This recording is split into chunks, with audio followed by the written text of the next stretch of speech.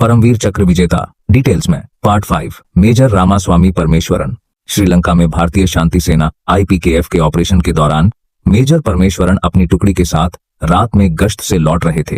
तभी घने जंगलों में छिपे तमिल उग्रवादियों ने आधुनिक हथियारों से उनकी टुकड़ी पर घात लगाकर अंधाधुंध फायरिंग शुरू कर दी। पहली ही गोली मेजर परमेश्वरन की छाती में लगी। गंभीर रूप से घायल होने और खून बहने के बावजूद उन्होंने हिम्मत नहीं हारी। उन्होंने चिल्लाकर अपने जवानों को घेरा बनाने को कहा और खुद रेंगते हुए उस उग्रवादी की तरफ बढ़े जो मशीन गन चला रहा था। मेजर ने निहत्थे ही उस उग्रवादी पर हमला किया, उसकी राइफल छीनी और उसे वहीं ढेर कर दिया। छाती में गोली होने के बावजूद वे तब तक जमीन पर बैठकर अपने जवानों को निर्देश देते रहे जब तक कि सारे उग्रवादी मारे नहीं गए। इन्हें यह पदक मरणोपरांत मिला। कैप्टन विक्रम बत्रा।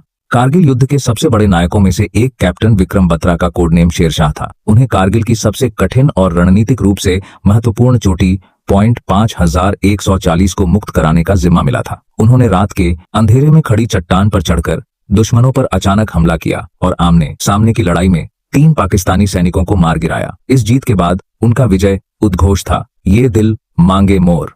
इसके बाद उन्हें अगली सबसे खतरनाक चोटी पॉइंट 4875 पर कब्जा करने की जिम्मेदारी दी गई। वहां भी उन्होंने अदम्य साहस दिखाते हुए कई घुसपैठियों को मार गिराया। लड़ाई के दौरान जब उनके एक जूनियर ऑफिसर घायल हो गए तो कैप्टन बत्रा उन्हें सुरक्षित बचाने के लिए खुद आगे आए। तभी दुश्मन के एक स्नाइपर की गोली उनकी छाती में लगी और जय माता दी कहते हुए वे देश के लिए शहीद हो गए।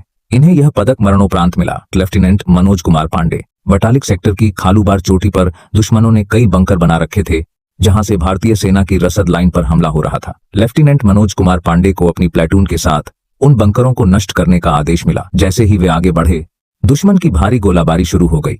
मनोज पांडे के कंधे और पैर में गोलियां लगीं, लेकिन वे रुके नहीं। वे रेंगते हुए पहले बंकर तक पहुंचे और खुखरी से 2 पाकिस्तानी सैनिकों को मार डाला। इसके बाद उन्होंने दूसरे और तीसरे बंकर को भी ग्रेनेड फेंककर नष्ट कर दिया। जब वे चौथे और अंतिम बंकर की तरफ बढ़ रहे थे तभी दुश्मन की एक मशीन गन की गोली सीधे उनके माथे पर लगी। शहीद होने के ठीक पहले उनके आखिरी शब्द अपने जवानों के लिए थे, ना छोड़नो, यानी दुश्मनों को मत छोड़ना। उनके जवानों ने अंतिम बंकर भी फतह कर लिया। इन्हें यह पदक मरणोपरांत मिला।